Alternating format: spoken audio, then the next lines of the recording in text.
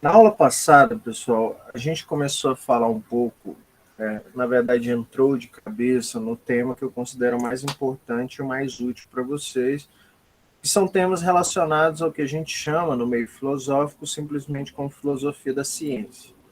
A ciência, dessa maneira como a gente conhece, algo institucionalizado, feito em universidades, empresas, e que já tem uma certa autoridade comprovada, nem sempre foi assim.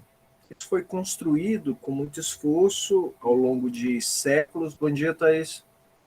Ao longo de séculos de Bom, trabalho. Bom dia. Ao longo de séculos de trabalho prático, de realmente fazer ciência e provar a sua utilidade, as suas aplicações, mas também de um trabalho teórico em volta que ajudou a ciência a ser menos contestada. Se vocês pegarem hoje o debate que existe, de fato, o debate científico, a gente pode falar de quase uma política científica, a ciência tem sofrido alguns ataques, em especial sobre os seus propósitos, a gente pode dizer assim, né? Porque hoje a questão científica ela é muito ligada a atividades econômicas. Pensem, para citar um exemplo, esse é o exemplo que eu tenho em mente quando eu faço os comentários, né? Com a questão das vacinas. Muita gente, eu digo assim, que é uma quantidade muito maior do que deveria ou seria positivo, uma quantidade grande de pessoas questionam a efetividade da vacina. Eles têm um questionamento quanto ao método?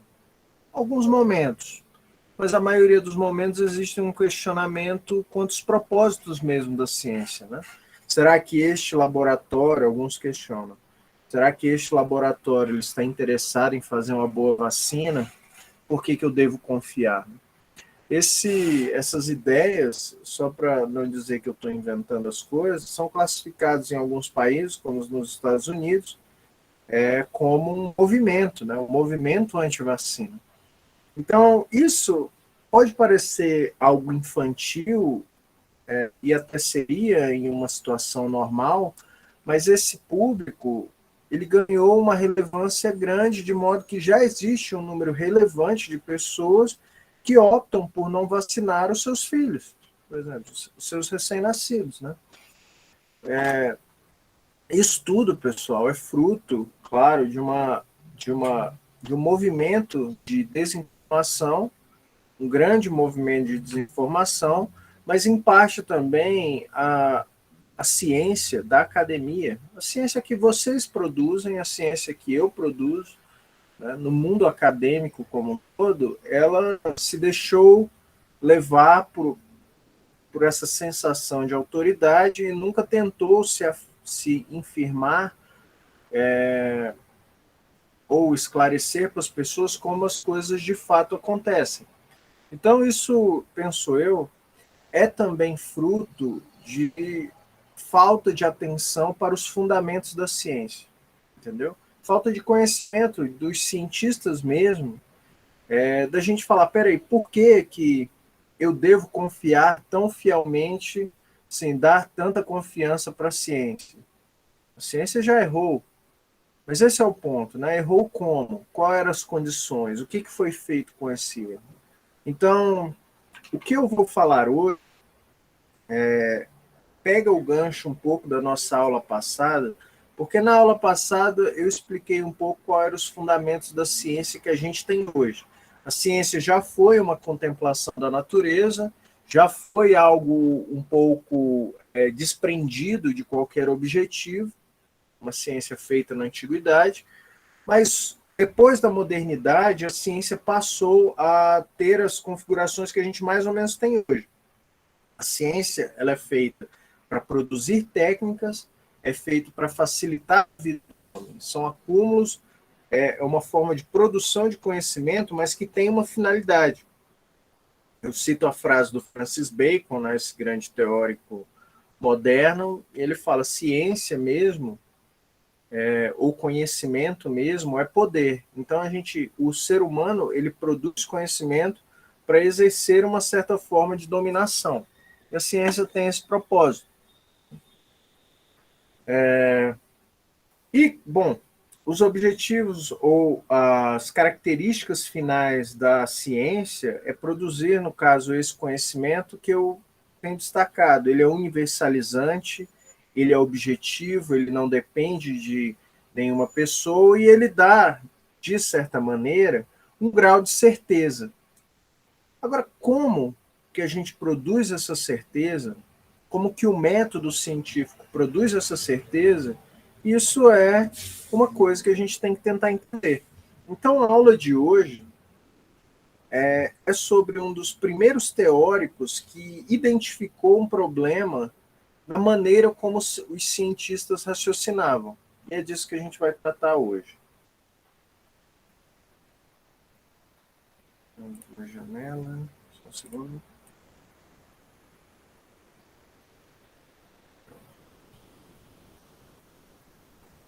Vocês conseguem ver o quadro? Não está aparecendo, não, professor. Acho que agora vai. Sim, agora apareceu. Agora está aparecendo? Está perfeito. Está perfeito. Pessoal, Popper foi um filósofo da primeira metade do século XX e a gente pode dizer que ele foi um dos primeiros filósofos da ciência, ele era um matemático também, a identificar um problema na maneira como os cientistas raciocinavam. Veja, eu expliquei para vocês um pouco como que Hume e Kant debateram um dos temas mais importantes do pensamento científico, uma das características marcantes do pensamento científico, que era o debate da causalidade.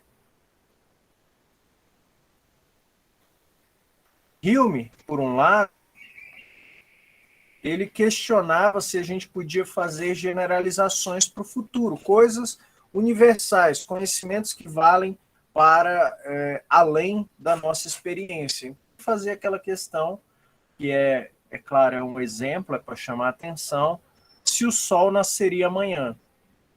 Ele dizia, a gente não tem experiência do nascimento do Sol amanhã, então como que a gente pode ter certeza disso? Veja, isso tem tudo a ver com o debate científico, que no debate científico a gente quer certeza das coisas. Né? A gente quer comprovar as coisas. E eu me falava, olha, não tem nada na minha experiência passada que comprova que o Sol vai nascer amanhã, porque as minhas experiências elas estão no passado. E Kant, fazendo essa objeção e querendo dar uma filosófica para a ciência, realmente a nossa experiência ela é limitada. Ela só serve para o passado. Mas o homem possui faculdades, o ser humano ele possui faculdades, ele chama de faculdades da razão, que nos permitem fazer generalizações. E é por isso que quando a gente ouve uma pessoa falar o sol vai nascer amanhã, isso faz sentido para a gente, porque a gente compartilha essa faculdade da razão que permite generalizar a experiência. Todo debate científico, por exemplo, a física newtoniana, ela se vale também dessa mesma faculdade. A faculdade que nos permite, no caso, ir além da experiência. A ciência, eu repito aqui para vocês, está sempre tentando ir além da experiência. Sempre tentando ir além da experiência. Entendeu? Mesmo assim, uma das características marcantes da ciência que eu passei para vocês na aula passada foi a questão do teste ou da necessidade de comprovação. Comprovação. Eu dei o exemplo na aula passada sobre uma pesquisa que vocês podem fazer. Se vocês estão determinados a testar um novo tipo de ração para tipo de criação, pode ser porcos, vamos pensar assim. e vocês têm a ideia de que essa ração vai aumentar o peso do porco em 5% em um mês, ou 10%, vamos colocar um número um pouco melhor, 10%. Aumentar o peso dos porcos adultos em 10%. E você chega com um relatório para o seu professor, fala, professor, aqui o meu projeto de pesquisa, esse aqui foi o resultado. Não basta você, no seu relatório, escrever o seu nome, o nome do seu projeto e falar o peso do porco aumentou 10% no período tal. Não é suficiente. Por quê? Você precisa mostrar ou dar evidências para o seu professor de que tudo foi feito corretamente. Então, você vai botar nesse relatório fotos, você vai botar uma descrição, uma espécie de diário do que você fez, estudo, né, ou fotos da balança, tudo isso vai te ajudar a produzir, no caso, provas, né, do que você fez. E o debate científico também, ele pede a todo momento, em geral, provas do que você está falando, são testes, comprovação. Então, voltando aqui para o exame Humeano, né? A gente tem, no caso da questão dele, a proposição científica, que é pitoresca, mas serve para a gente, que o Sol nascerá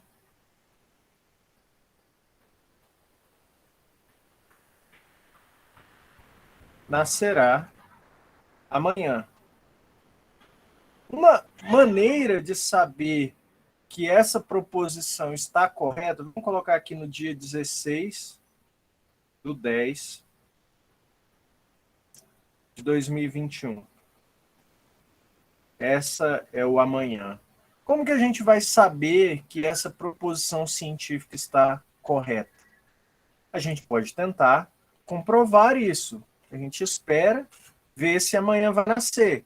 Então, a comprovação dessa proposição científica, a gente pode dizer quase astronômica, né, de astronomia, a comprovação desta tese aqui, que o Sol nascerá amanhã, ela vem pela observação. Você confirma isso. Né? Você confirma isso. Então, a noção de teste, essa é o começo da ideia do Popper, né? Para Popper, essa noção de teste e de comprovação da ciência era a parte mais importante de qualquer debate científico. Se você não tiver um método efetivo de comprovação, a ciência não vai prosperar. Você está entendendo? Então, vocês estão entendendo? Então, assim, o raciocínio dele passou a analisar a maneira como esse teste e as proposições científicas passavam a dialogar, de certa maneira. Ele estava interessado, de fato, na maneira como o cientista raciocinava junto com os seus testes. Antes de eu entrar na objeção do Popper, propriamente dito, só um segundo. Eu preciso passar rapidamente sobre as formas de raciocínio, ou o raciocínio. Deixa eu colocar em vermelho. Raciocínio.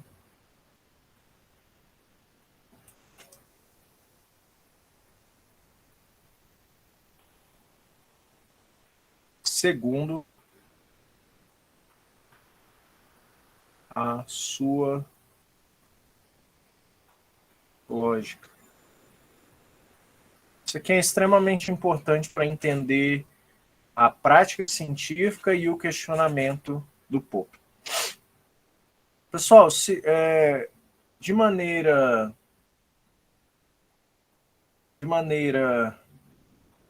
tradicional, existem 3 maneiras de você classificar as maneiras de se raciocinar logicamente.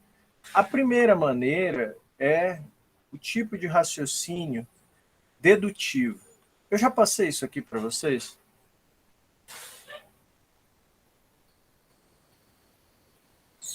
Que eu me Vocês lembro, lembram? Não, professor. Não, então O senhor tá. Não tem falou problema. alguma coisa de lógica só nas aulas passadas. Tá. O mais importante é lembrar. O raciocínio dedutivo, pessoal, ele é o raciocínio. Se a gente for bem rigoroso na maneira de definir, é o raciocínio que a verdade das premissas garantem a verdade da conclusão.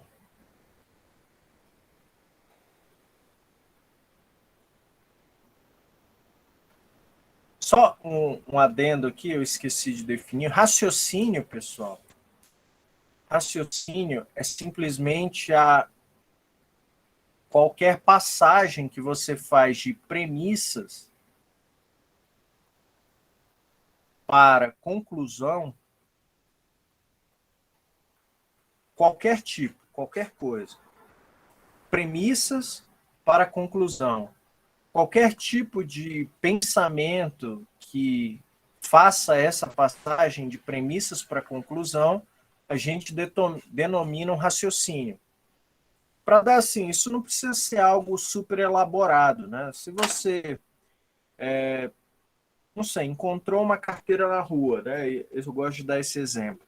Você encontrou uma carteira na rua, com dinheiro, com tudo. Você imediatamente conclui que uma pessoa perdeu aquela carteira. Isso é uma espécie de raciocínio. O raciocínio, para ser um raciocínio, nem sempre não é necessário que esteja correto. Muitas vezes a gente raciocina mal. O que quer dizer? Quer dizer que as nossas conclusões elas são equivocadas, né?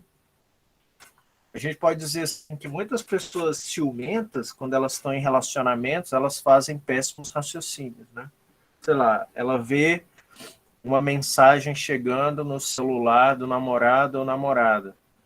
Ela já pula, ou ela ou ele pula por raciocínio falando, bom, está me traindo, né? Ou é uma mensagem do amante ou da amante. Bom, isso é claramente uma espécie de raciocínio. Se ele recebeu uma mensagem, sei lá, e não quer me mostrar, é porque é de outra pessoa. Bom, isso é uma maneira de raciocinar.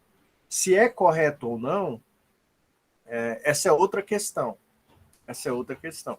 Mas eu preciso que vocês entendam aqui nesse momento o que é um raciocínio. Raciocínio é uma coisa muito simples, a gente faz isso o dia todo, de maneira quase constante, até um fundamento da nossa sobrevivência, mas de acordo com a correção desse raciocínio, a gente tem diversos graus, né? O raciocínio dedutivo, que eu estava explicando aqui para vocês, ele é o tipo mais forte.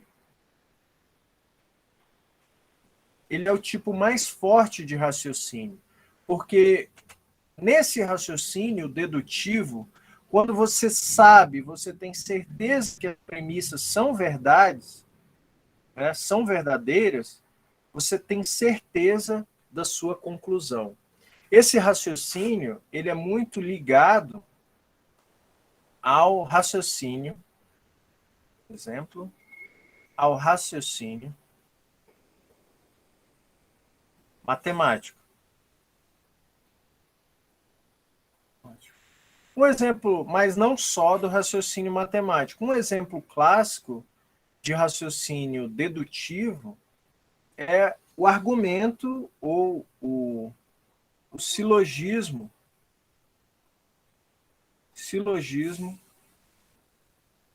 categórico.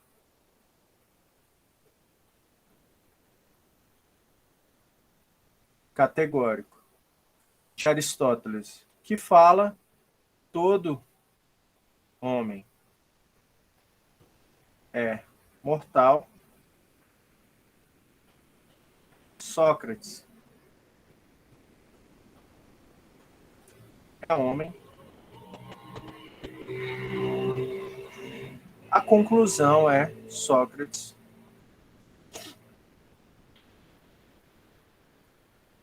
é mortal.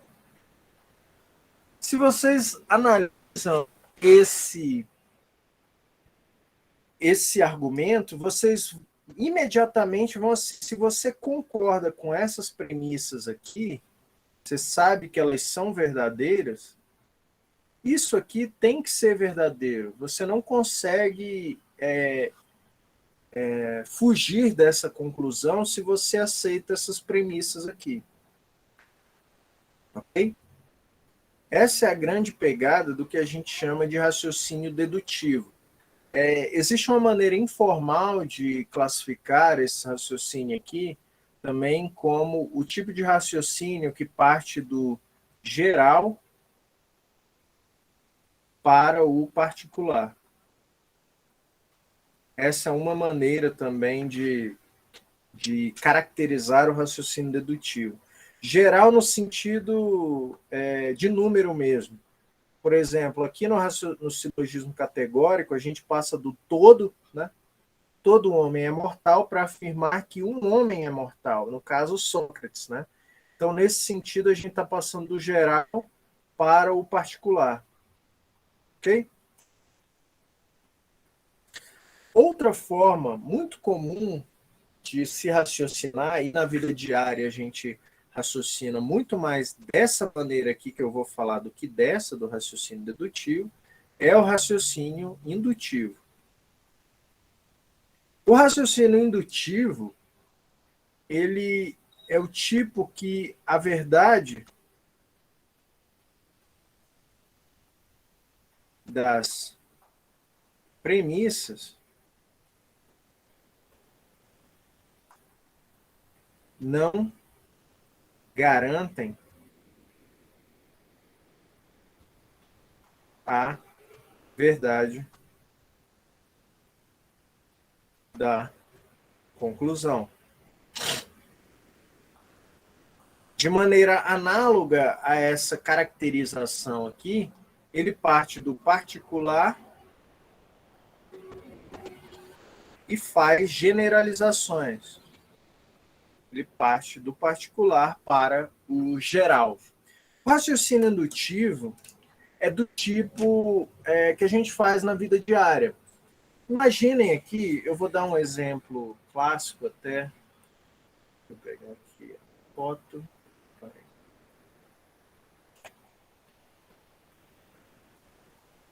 Para ilustrar isso daqui é muito fácil.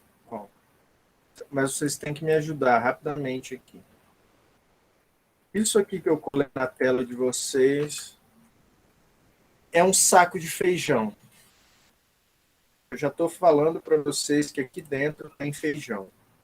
Imaginem que vocês não podem olhar dentro desse saco de feijão, ok? E eu falo para a Marcele, tira aqui um feijão. Coloca a mão dentro desse saco de pano, eu acho, e tira um feijão. Bom, e ela tirou um feijão. Aí. Esse feijão, ele é... Vamos supor que esse feijão é branco. Ok? Vocês estão acompanhando? Sim. Sim.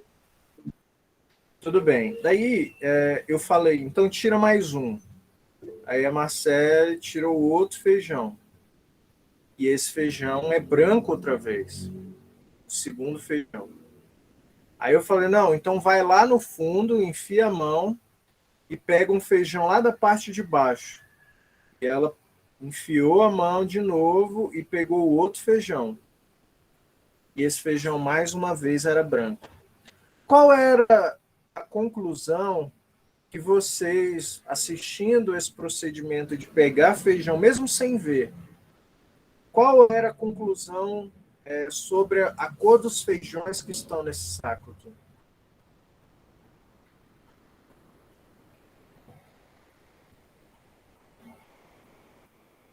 Exato, não, isso. Mas você ia falar que todos os feijões desse saco são brancos, não é? Sim, professor. porque ela pegou em várias alturas ali do saco, pegou na ponta ali, mesmo sem ver, ela só enfiou um pouco, depois enfiou no meio, e daí foi lá no fundo e pegou um branco. Então, a conclusão, que digamos, é uma conclusão lógica, é você falar que todos os feijões do saco são brancos.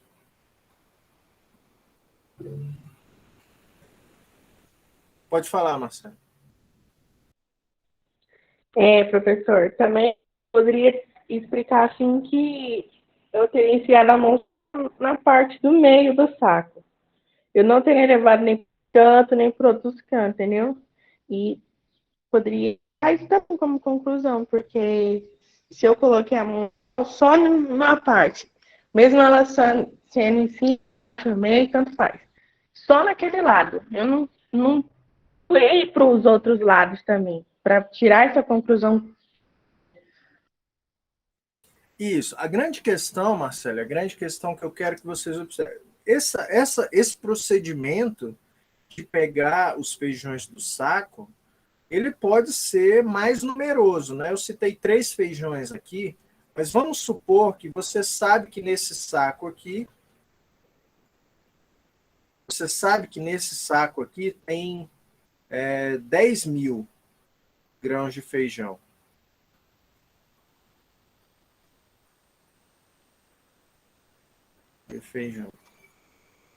E você repetiu esse processo aqui, você queria um pouco mais de informação, né? Mas você não podia olhar dentro do saco. Essa é a regra desse experimento. E você tirou 10 mil grãos, 10 mil não, 1000 grãos, vamos colocar assim. Para ter certeza mesmo, você repetiu esse procedimento 1000 vezes. Ok? De retirar de vários pontos. Aí você acha que depois de retirar 1000 vezes, você estaria autorizada a falar, não, todos os feijões desse saco são brancos. Você acha que sim?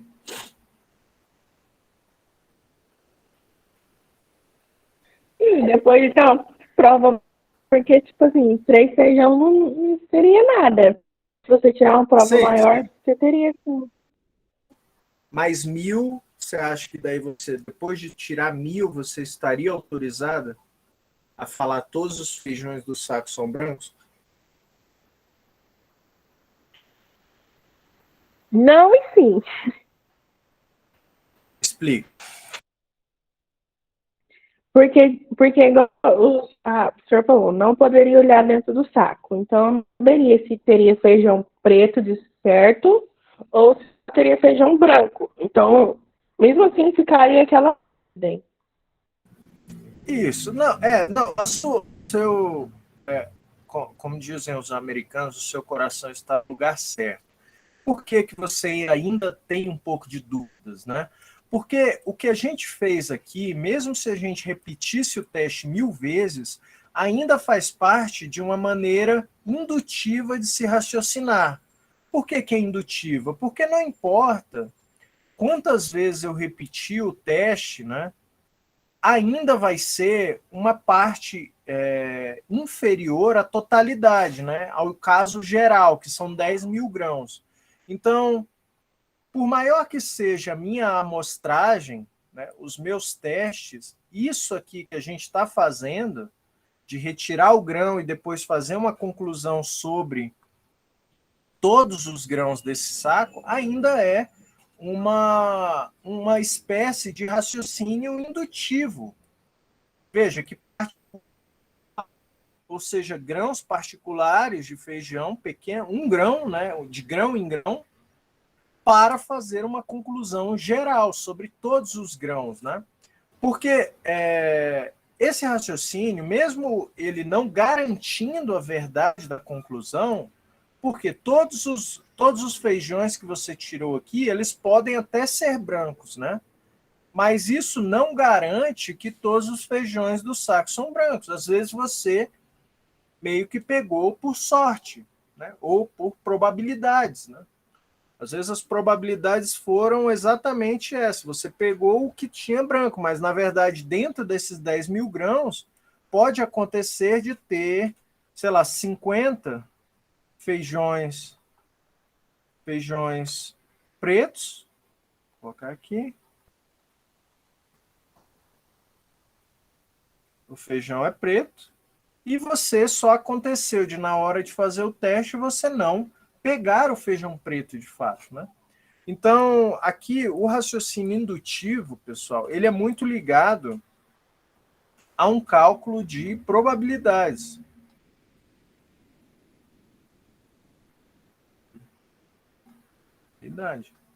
O raciocínio indutivo, em geral, ele te dá apenas uma probabilidade, que pode ser baixa ou alta, de acordo com o tamanho do seu teste, de você ter a verdade da conclusão. Veja, essas coisas, quando a gente está falando de um debate lógico, de um debate assim do estudo forte do raciocínio, a gente chega a posições assim super absurdas da coisa. Então, para um lógico, quando a gente está falando de raciocínio dedutivo, a gente está falando de certeza mesmo, ninguém pode duvidar. Então, a probabilidade aqui pode ser altíssima, veja. Pode ser de 99% de chance de estar certo. Pode ser. Mas ainda assim é inferior ao raciocínio dedutivo na busca pela certeza. Imaginem esse teste aqui, que você está falando de um saco com 10 mil grãos e você repetiu esse teste aqui 999 vezes. Isso aqui ainda não te dá certeza. Não te dá certeza, porque pode ser que o último grão, aquele que você não pegou, fosse de outra cor. E essa inferência, no caso, poderia ser falsa. Vocês estão captando a minha ideia? Se você repetir o teste 9.999 vezes, para essa amostragem que você tem, para esse caso, você teria uma altíssima probabilidade de estar certo. Mas quando a gente está falando em lógica, não importa a altíssima probabilidade. Uma coisa é um raciocínio dedutivo e outra coisa é um raciocínio indutivo. Pode falar, Marcelo. Professor, igual tá aí, a gente poderia tirar 9 feijões, poderia ser todos os brancos, mas ainda faltaria coisa principal. A gente vê de fato se é todos os feijão branco mesmo, porque que fica a dúvida é a que a gente não consegue ver, a gente não pode ver do saco. E isso causa mais dúvida ainda em questão a isso. Sim, sim. A ideia é essa. Você, para ter certeza absoluta, você teria que fazer o teste com os 10 mil grãos, né? Mas a partir do momento que você fez o teste com todos os feijões e você viu que era branco, bom, daí você com certeza pode falar que todos os feijões do saco são brancos. Mas daí você já não está mais num raciocínio indutivo, porque no caso você estaria passando do geral para o que é geral, né? As suas premissas estariam completas, digamos assim. No mundo científico, a gente não tem a possibilidade factível, muitas pesquisas são limitadas do ponto de vista temporal e são limitadas do ponto de vista de dinheiro para pesquisa. Então, pensem aqui na pesquisa para vacina. As pesquisas de vacina, elas não precisam ser feitas em 8 bilhões de pessoas no mundo, né? Para você ter uma certa segurança de que elas vão funcionar. Geralmente a faixa de teste são o quê? 30 mil pessoas, 50 mil pessoas, e ali eles conseguem uma estatística, uma probabilidade de que aquela vacina vai funcionar para 99% dos casos. Daí eles têm os parâmetros que são ditados por órgão internacional para dizer, bom, essa vacina aqui ela vale a pena ser aplicada, tem um custo-benefício e E tudo bem. Então, no âmbito do raciocínio indutivo, Marcelo, a gente costuma dizer que a gente não tem tempo ou recursos suficientes para testar tudo, para ver tudo. Daí vem a utilidade do método indutivo. A gente faz um cálculo de probabilidades e a gente fala, não, isso aqui é aceitável para determinados fins. Né? No caso, a vacina, a gente pode pegar, qualquer vacina, na verdade, vai ter uma estatística parecida, né? Mas se você pegar a bula de qualquer remédio, eles vão te dar lá, olha, esse remédio aqui, paracetamol, pode ser, ele apresentou reações adversas em casos ínfimos, né? Ou em pouquíssimos casos. O que isso quer dizer? Quer dizer que, às vezes, eles testaram aquele remédio em 100 mil pessoas e 2 pessoas tiveram reação. 2 pessoas. Digamos assim, você está com uma dor de cabeça que te incapacita para tudo, você vai confiar nessa probabilidade? E daí você pensa, que tipo de reação que era? Ah, a pessoa teve coceira no braço, ou a pessoa teve enjoo. Bom, então o custo-benefício desse remédio parece bom. Então o remédio, ele é, no caso, aprovado por um órgão de regulação. Estou explicando aqui grosso modo, mas é só para vocês entenderem como funciona o raciocínio ou o modo da pesquisa que vocês vão fazer. Quanto mais testes você fizer, quanto mais tempo você tiver para recolher esses feijões ou para recolher amostras, maior a probabilidade da sua conclusão estar correta. Vocês concordam com isso? Sim, professor. Então, no caso da pesquisa aqui, vamos voltar para o campo de vocês. Vocês estão testando aquele novo tipo de reação que tem um composto diferente. Vocês querem testar para ver se ajuda o porco a engordar um pouco mais, né? Então, o ideal é que vocês tenham uma pesquisa fraca, teria o quê? 2 porcos, um porco para testar. Mas uma boa pesquisa teria, sei lá, 20 porcos para testar de amostragem, daí tem essas técnicas de usar uma outra ração só para ter um parâmetro, né, de comparação, porque às vezes o ambiente influencia, né? Então você vai fazer vários testes. Para quê? Para aumentar a força, pessoal, dessa inferência indutiva. Vocês estão entendendo? A inferência indutiva, essa é uma diferença importante. A inferência indutiva, ela comporta graus, né? Uma inferência indutiva com 99% de certeza é mais forte do que uma com 98%. Agora, o raciocínio dedutivo, ele só atua no grau máximo. Então, tudo é 100%. Não tem um raciocínio dedutivo que é mais forte ou mais fraco que outro. Todos são, no máximo, grau de certeza. Vocês estão entendendo? Quando a gente volta aqui para o científico, né, que é muito focado nessa noção de teste, de comprovação, a ideia que o Popper observou era que todo o raciocínio científico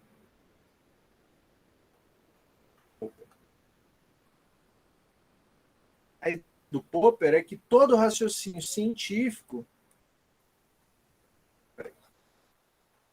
ficou feio.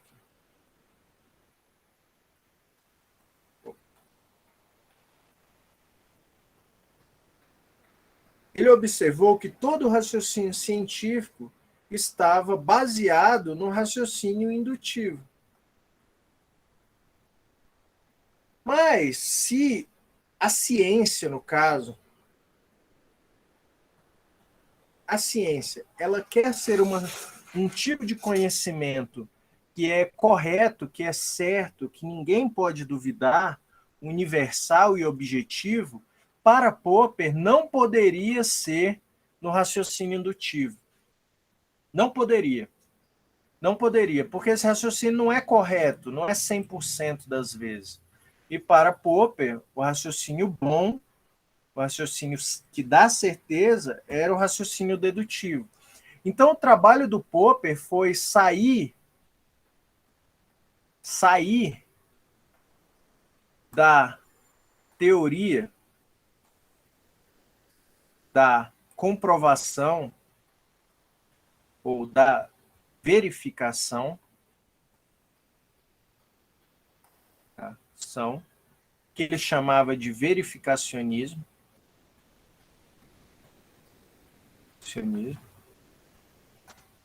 e passar para a teoria da falseabilidade.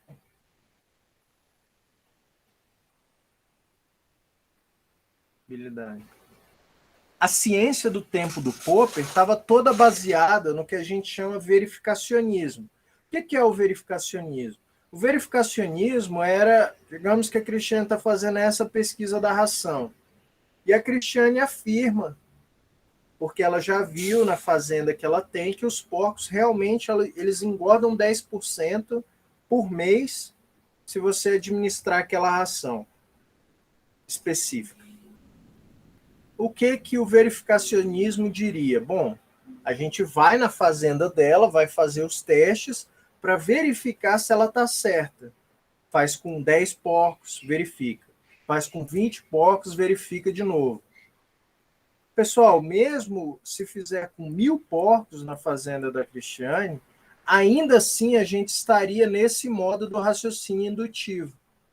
Poderia chegar em 99% de certeza. Testou praticamente todos os porcos do mundo. Mas mesmo assim, para Popper, esse raciocínio ainda deixa margens para dúvida. Então, a teoria da falseabilidade, grosso modo, foi a maneira de Popper de fazer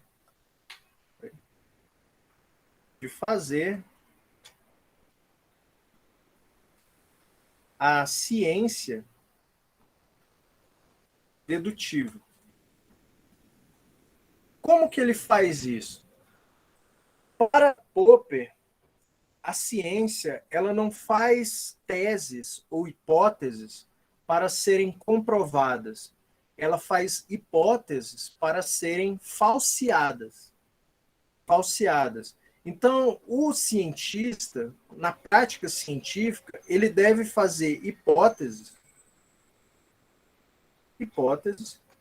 Vamos fazer uma hipótese aqui em relação à ração, né? Ele fala que, hipótese, a ração X engorda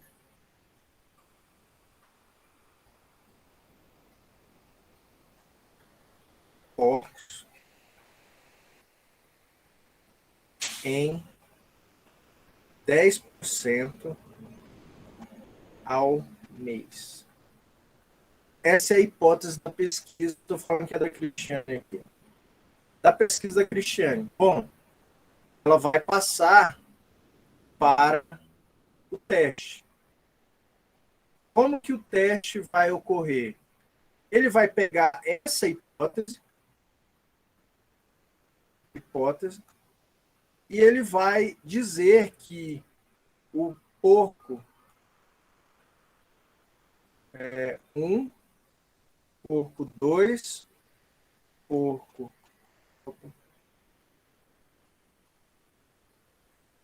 3, 4 e 5, que são os seus porcos de teste, todos eles vão engordar na casa.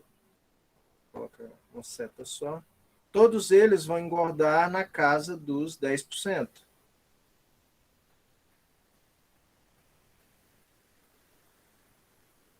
Vocês estão me acompanhando?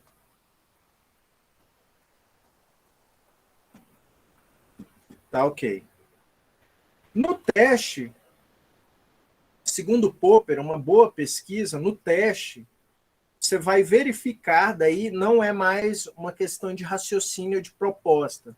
Você vai verificar na experiência mesmo que o porco 1, 2, 3, 4, 5. Opa. 5. Esse porco aqui engordou 9%. Esse aqui 11%. Esse aqui 5%. Esse aqui 3%. E esse aqui 1%. Segundo Popper, essa pesquisa aqui, essa hipótese aqui da Christiane, ela foi falseada. Por quê? Porque as consequências da hipótese dela, de que todos os porcos, vamos colocar aqui 10% ou mais, né? Ou mais. Essa hipótese aqui, ela foi falseada para a maioria dos casos. Então, o que aconteceu aqui foi que isso falseou, no fim das contas, a hipótese da Christiane. Falseou. Entendeu? Isso, para Popper, é uma pesquisa de sucesso. É uma pesquisa de sucesso. Ela fez uma hipótese baseada em pressupostos, às vezes, não científicos, e ela fez aqui, montou como ela ia fazer os testes. Infelizmente, o teste não deu certo para a pesquisa dela, mas isso, para Popper, é uma maneira de raciocinar indutivamente. Aliás, dedutivamente, e era assim que a pesquisa científica deveria ocorrer, curiosamente. Por que esse raciocínio aqui é dedutivo? Esse raciocínio, na lógica, ele faz o que a gente chama de modus tollens. Modus tollens. Quer dizer o quê? Quer dizer que se você tem uma hipótese e ela fala que vai acontecer determinada consequência e essa consequência ela não ocorreu, né? Ou seja, o C não se verificou no mundo, você não pode ter a hipótese. Então, a hipótese ela é falseada. Esse raciocínio aqui, ele é um raciocínio dedutivo, plenamente. É um pouco avançado isso aqui em termos de lógica, mas isso aqui é um tipo de raciocínio dedutivo de maneira forte, entendeu? Vamos supor, só para explicar aqui essa pesquisa, que as teses da pesquisa da Christiane deu certo. Deixa eu ver aqui, deixa eu mudar esses números.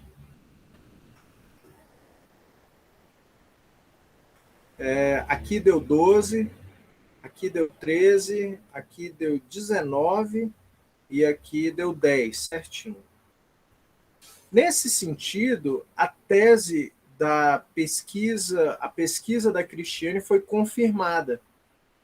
Foi confirmada. O que significa para o modo de raciocínio do Popper? Não significa muita coisa. Não significa muita coisa. A única coisa que isso significaria do modo de pesquisa do Popper é que ela deveria continuar essa pesquisa, colocando mais porcos, entendeu? Ou então, calibrando, elaborando novas hipóteses. Essa é a prática científica de acordo com Popper, entendeu? Ela deveria fazer mais uma hipótese. Então, ela pega esse resultado aqui, vamos dizer assim, a Christiane entrou no mestrado e ela quer evoluir essa pesquisa aqui sobre ração. Então, ela vai elaborar uma nova hipótese. A hipótese é que a ração engorda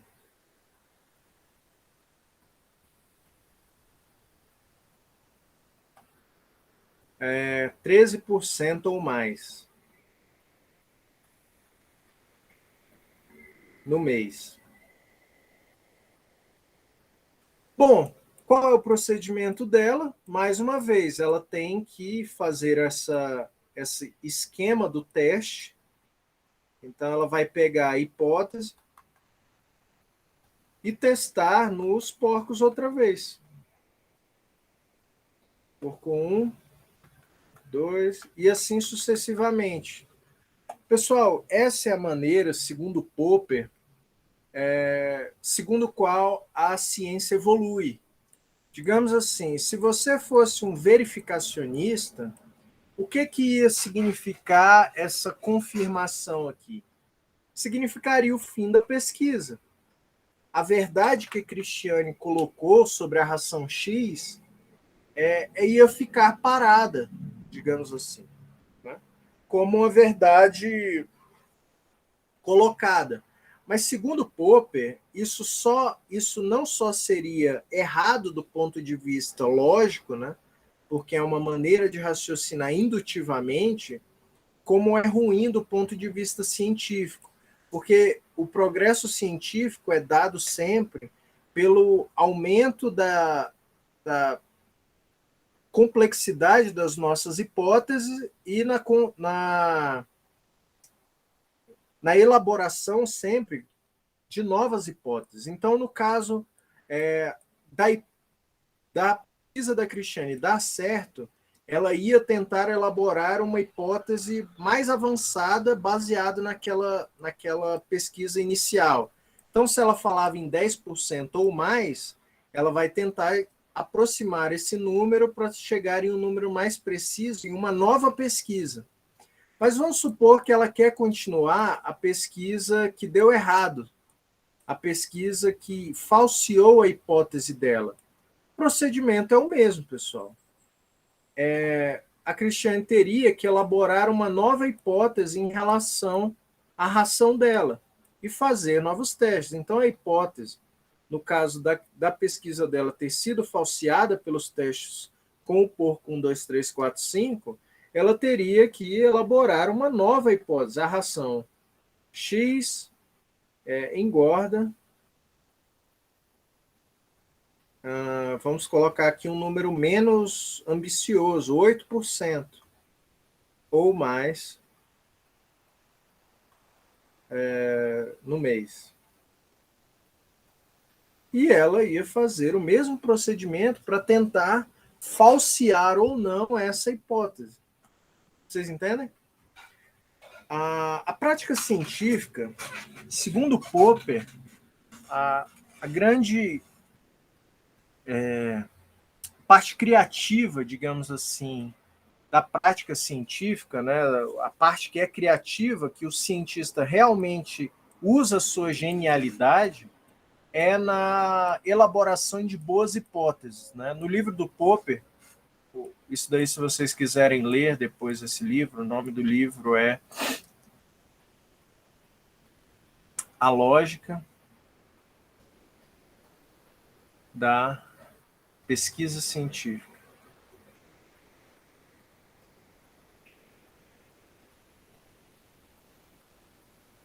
Tem em português certinho, é um livro bem legal, um pouco difícil em alguns momentos, mas bem esclarecedor. Segundo Popper, as hipóteses são as partes mais importantes de qualquer pesquisa. Segundo ele coloca essa expressão, né? Hipóteses são como redes que o cientista usa para capturar a realidade. Então, outra frase muito famosa do Popper é que toda a ciência que a gente conhece, elas são feitas de teorias falseáveis, ou seja, teorias que, em algum momento, pela renovação das hipóteses e pelo constante teste, elas vão ser sempre, em algum momento, falseáveis, entendeu? Porque a gente está sempre aprimorando a ciência. Esse é o ponto. A tese do Popper, ela não só fornece uma maneira de raciocinar dedutivamente, né? Pelo que eu chamei aqui, deixa eu reanotar o nome aqui, modus tollens. Ela transforma a ciência em um raciocínio dedutivo, como ela dá uma explicação de como o progresso científico acontece. Veja, a ciência, no caso, na visão do Popper, ela é feita para ser falseável. Isso é muito curioso, né? Eu estava estudando um pouco de ética na pesquisa científica, até vai ser tema das nossas aulas futuras, né? Existe um erro ético muito comum em pesquisas na área de vocês, inclusive, que a gente chama isso de fabricação ou manipulação de dados. O cientista, o pesquisador, às vezes está com preguiça. Isso acontece muito, viu, pessoal? Muito. O cientista está com preguiça de produzir os dados, sei lá, de ir verificar o peso do porco, de pesquisar certinho, de pesar o porco, no caso dessa pesquisa da Cristiane. O que ela faz? Ela inventa um número e bota no relatório dela. Não, o peso do porco nesse dia estava 5% maior, e ela bota o número lá. Isso é um erro ético da pesquisa que a gente chama de fabricação de dados ou manipulação de dados. É muito comum os pesquisadores fazerem isso para quê? Para poder confirmar suas hipóteses. Para confirmar as hipóteses. Entendeu? Mas, segundo a lógica do Popper, você conseguir falsear uma hipótese é algo tão importante quanto você conseguir confirmar a hipótese. Entendeu? Porque mesmo a falseabilidade das teorias, elas ajudam na fabricação de melhores hipóteses para o futuro. Vocês estão conseguindo entender o que eu estou falando? Pessoal? Sim. Então tá. Tem alguma dúvida em relação à teoria do Popper?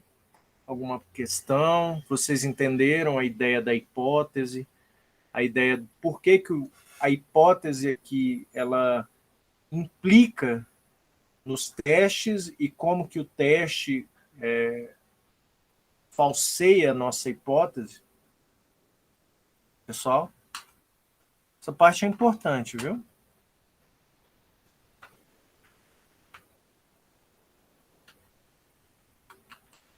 Sim, não? Sim. Tá bom, tudo bem. Essa parte é super importante, pessoal, porque se vocês têm planos para entrar em algum projeto de pesquisa durante o curso,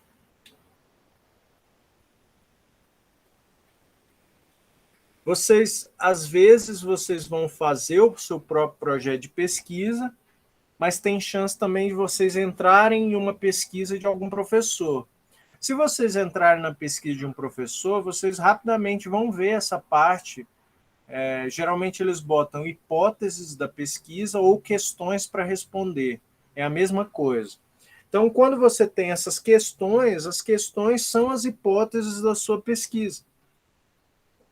E é isso que os testes que vocês vão conduzir vão falsear as hipóteses ou vão confirmar. Às vezes confirma, né?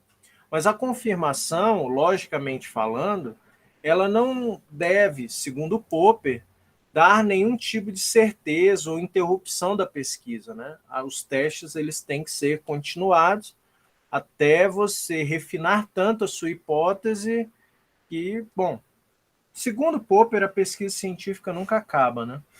Sempre vai ter fabricação de novas hipóteses, falseamento e confirmação e novas hipóteses, e assim eternamente. O progresso científico, segundo Popper, nunca para. Então, era isso. Se vocês tiverem alguma dúvida depois, vocês podem me falar, ok? Ficou claro, pessoal? Pode ser. Tá ótimo. Tá ótimo. Essa parte aqui é super importante para a vida profissional de vocês entender um pouquinho como é que é o raciocínio científico. A prática vocês vão ter, mas o raciocínio, esse de maneira geral, vocês só vão aprender aqui comigo. Tá ok?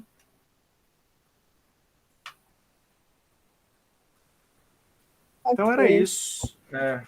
Bom descanso para vocês. Obrigado pela participação, viu?